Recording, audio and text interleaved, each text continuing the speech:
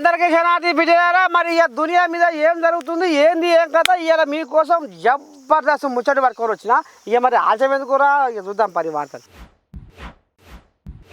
ఈ దేశం ఏమైపోతుంది, దేశానికి వెన్నెముక అయిన రైతన్న బతుకు ఏమైపోతుంది, మరి ఈ సమాజంలో ఏం జరుగుతుంది, ఈ వ్యవస్థలో ఎలాంటి మార్పు రావాలా అనేది ఇక మరి మన తెలంగాణ టీవీ కుండ బద్దలు కొట్టినట్టుగా పూసగుచ్చినట్టుగా తోసు పోకుండా జరుగుతున్న వ్యవస్థ మీద అసలు ఏం నడుస్తుంది, ఏంది ఏం కథ అనేది మన తెలంగాణ టీవీ బయట పెట్టిందిలా చూడుని ఒకసారి. కొండలోన కోనలోన కాడెట్ల దున్నుకుంటూ కండలతో కొండల పిండి చేసి పగలనక రాత్రనక ఎండనక వాననక ఒళ్ళు వంచి చెమట కార్చినా కానీ కడుపు నిండేది బతికే అయింది రైతన్నది. ఇలా ఆరుగాలం చేసి వసవసాని రెక్కలు ముక్కలు చేసుకొని చెమట వచ్చి పండించిన పంట తీరా అమ్ముకుందామంటే లారీలు రాక ఇవాళ ధాన్యము ఇవాళ అకాల వర్షానికి పగబట్టిన వానదేవుడు ఇవాళ వాటిని తడిసి ముద్ద చేసి ఇవాళ గుగ్గిళ్ళు చేసేసరికి రైతులు అన్నమో రామచంద్ర అనే కాడికి వచ్చింది కథ.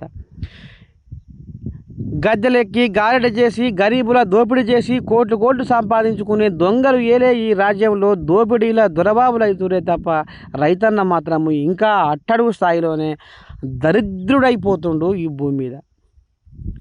ఆనాడు వేమన చెప్పిన వేదాంతం, బ్రహ్మం చెప్పిన కాలజ్ఞానం అక్షరాల నిజమవుతున్న ఈ రోజుల్లో పల్లెటూళ్ళలో భూకామందులు, పట్టణాలలో రౌడీ ముఠాలు, బాధ్యత తెలియని ఉద్యోగులు, బడాయి పలికే పెద్ద మనుషులు ఉన్నారు ఈ రాష్ట్రంలో, ఈ దేశంలో. అందుకనే ఈ రాష్ట్రాలు, ఈ దేశాలు అందుకనే ఈ రాష్ట్రము, ఈ దేశము మరి బాగుపడతలేదంటే గిసవంటి దళార వ్యవస్థ మరి ఎన్నడూ అంతమైపోతుందో ఏంది ఏం కథ అనేది.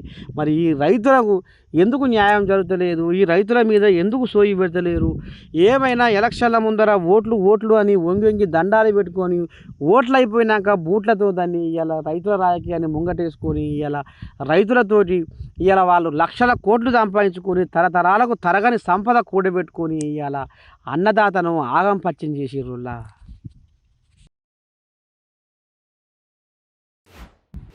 అరే వీడు నిన్న మొన్నటి దాకా లేకి సాగి పనిచేసినోడు వరకు నిన్నయాల ఏమో అంటారు చూడు, నర మీద పుండు పుట్టిన కష్టమే, నడవంతరంగా సిరి వచ్చిన కష్టమే అన్నట్టు. వామ్మో, ఈయనకి నడవంతరంగా సిరి ఎట్లా వచ్చారో, ఏం చేస్తుండు వీడు అసలు.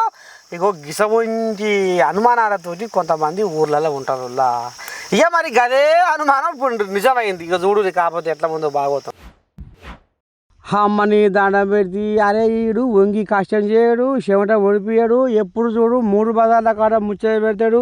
అసలు వీడు ఏం చేసి సంపాదించిండు, ఎట్లా సంపాదించిండ్రా, ఈయనకి బంగ్లా ఏడంగా వచ్చింది, కారు ఏడంగా వచ్చింది అని అనుకుంటుంటారు జనాలు. కానీ ఇక గదే తరికలు చెందినోడులా సూర్యాపేట జిల్లా గరిడపల్లిలో కథ జరిగింది. ఇక ఇత్తడి రేకులకు బంగారు పూత పూసి కిలోన్నర బంగారం ఇక బ్యాంక్ ఆఫ్ బరోడా బ్యాంకులో కుదవబెట్టి 56 లక్షల రుణం పొందిందట ఓ పెద్ద మనిషి. ఇక అని కడుపు కాల అని ఇంట్లో పీనికెళ్ళ అని పీటిక మీకే కానీ ఇక వాడు మోసం చేసి ఆఖరికి బ్యాంక్ వాళ్ళకు కూడా టోపీ పెట్టేసరికి ఏడాది గడిచినాక అరే ఏంది ఏం కథ అని అసలు కథ అంతా బయటపడ్డది అట్లా. దానికి ఇత్తడి రేకులకు 3 పూతల బంగారం అంటే 3 లేయర్ల బంగారు పూత పూసి దాన్ని మొత్తానికి నమ్మించి ఇవాళ 56 లక్షలు దొబ్బి ఇవాళ పరారులో ఉండట ఈ సకమైనోడు.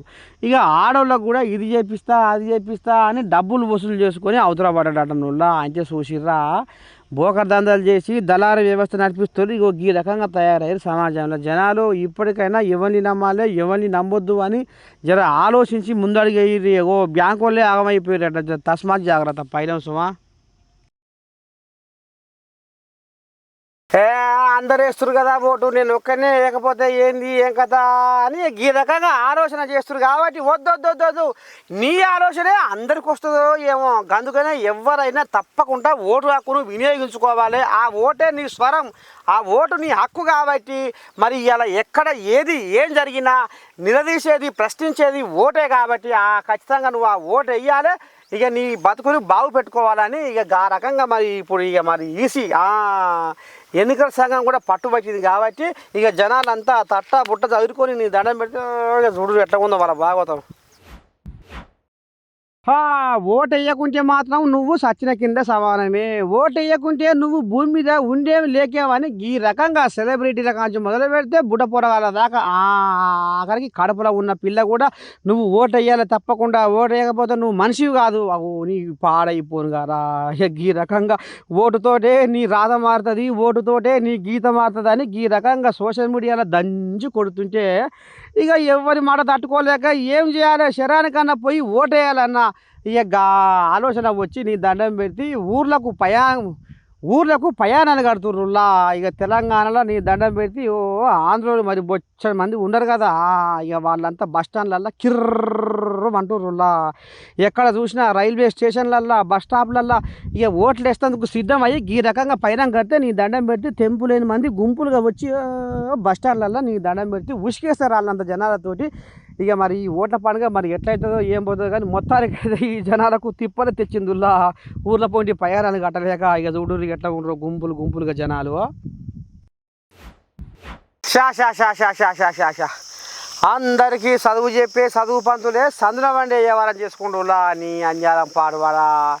పోరగాళ్ళకు మరి చెడ్డ పాడు బుద్ధులు చెప్పి వాళ్ళని ఎట్లా పరీక్ష చేపియాలి, వాళ్ళకి ఏ రకంగా ఇది చేయాలి అన్న సోయి లేకుండా పోరగాళ్ళ పరీక్ష ఈయన రాసుకున్నాట. ఎట్లా ఒప్పందంతో ఇక చూడు కథ ఎట్లా ఉందో.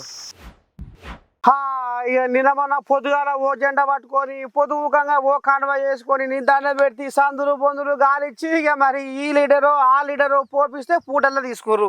కానీ ఇప్పుడు అమ్మ వైన్ షాపులు బంద్ అయినాయి అట. తీరా ఎలక్షన్లు ముందరకు వచ్చినాయి. ఏం చేయాలా ఎట చేయాలా, ఇప్పుడు ఎవరు ఓపించే లేదు కాబట్టి ఇక మీ మందులు మీరే తాగాలి. మరి తాగాలంటే వైన్ షాపులు బంద్ అయినాయి అట.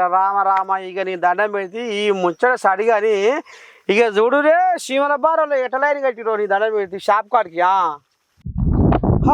ఇక నువ్వట నేమట ఓట్ల పండుగ తీరా మూతి కాడికి వచ్చి కూర్చుంది. నీ దండం పెడితే ఒక తీరు ప్రచారమా. ఇక తీరొక్క జెండాలు మెడలో వేసుకొని అమ్మ గల్లి సందు బొందు వాడకట్టు ఇక మాకే ఓటయ్యిరమ్మో అని ఈ రకంగా నీ దండం పెట్టి ప్రచారాలు చేసుకుంటా ఇక యాళ్ళ కాగానే ఇంత తాగి నాంగొని ఇక నాలుగాల వండుకొని మన తెల్లారంగానే ఉరికేది. కానీ ఏం సకదానం ఉంది. ఇక మరి కథ ఆఖరికి వస్తున్న కల్లా మరి ఇక పండుగ ఎప్పుడు ఉంటుందిలా నిత్య పండుగ అయితే నిన్నెందుకు కొడుతు పెనవా అన్నట్టు. ఇక మరి ఇక ఇవాళ 6 గంటలకు వైన్ షాపులు మొత్తం బంద్ అయ్యేది అట. మొన్న సోమవారం 6 గంటలకే ఓపెన్ అవుతాయి అట. అంటే ఓట్లు అయిపోయినాక మరి ఈ 2 రోజులు ఏడ తినాలి, ఏడ వండాలి, ఏం చేయాలి, తాగిన పానాల నాలుకలు వీక్కపోతున్నాయి, సొర గుంజుకపోతుంది. మరి ఇక అందుకనే వైన్ షాపుల చుట్టూ నీ దండం పెడితే తెంపు లేకుండా గుంపులుగా పోయి మందు బాటల్ని స్టాక్ తెచ్చుకొని పెట్టుకుంటారు. ఈ 2 రోజులు దాగి పంతందుకు. ఇక చూడు ఎట్లా ఉందో బాగోతాం.